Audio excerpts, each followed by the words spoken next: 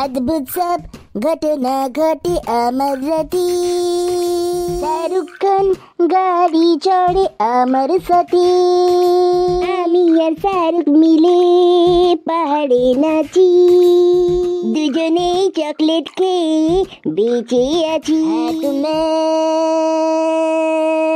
হাতুম হাতুম হাতুম man ইয়া আর গান fun করতে পারছি না ভাই, খুব জোর হিসু পেয়ে গেছে।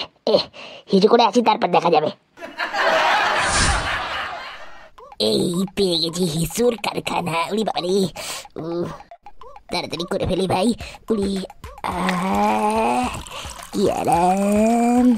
কিন্তু কিন্তু এরকম এরকম গরম গরম লাগছে কেন গায়ে? গরম গরম, খুব খুব গরম গরম লাগছে। গরম লাগছে না কেন? আমি তো ভালোই মাত্র গরম গরম লাগছে। এ বাবা, আবার প্যান্টে হিসু করে ফেলেছি। বারবার খালি স্বপ্ন দেখি যে বাথরুমে হিসু করছি আর প্যান্টেই হয়ে যায়। ছাতা দাদার নামে চালিয়ে দিতে হবে, নাহলে মা পুরো আমার চাল চামড়া গুটিয়ে একদম ডুগডুগি বাজাবে। কি করি মাথায় একটা বুদ্ধি এসেছে। এই দাদা, আমি মর্নিং ওয়াকে যাচ্ছি, তুই আমার বালিশে এসে শুতে পারিস? ঠিক আছে, তুই দা। আমি তো যাবই, কিন্তু তুই মার খাবি।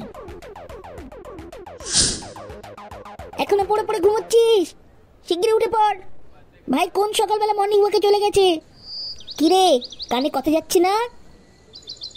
এ কি রে, তুই আবার বিছানায় হিসু করেছিস? না মা, আমি তো হিটু করিনি। ভাই তো এদিকে তুয়েছিল, আমি তো ওইদিকে তুয়েছিলাম। দেখো দেখো, আমার প্যান্ট তো ঢুকনো। হাতুম, এই ঘরে একটু আয়, শুনে যা। হ্যাঁ মা, বলো। বিছানায় হিসু করে অমনি কেটে পড়েছো না? আমি করিনি মা, আমি সকালবেলা যখন মর্নিং ওয়াকে যাচ্ছিলাম তখন তো শুকনোই ছিল। তারপর জানি না দাদা করেছে কিনা।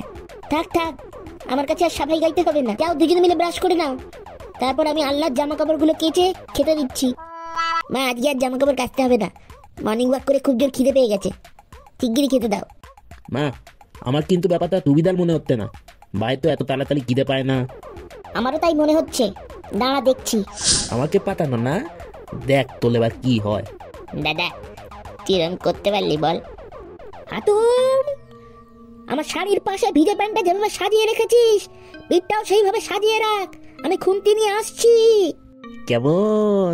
একেই বলে অতি তালাকের পিঠে মার।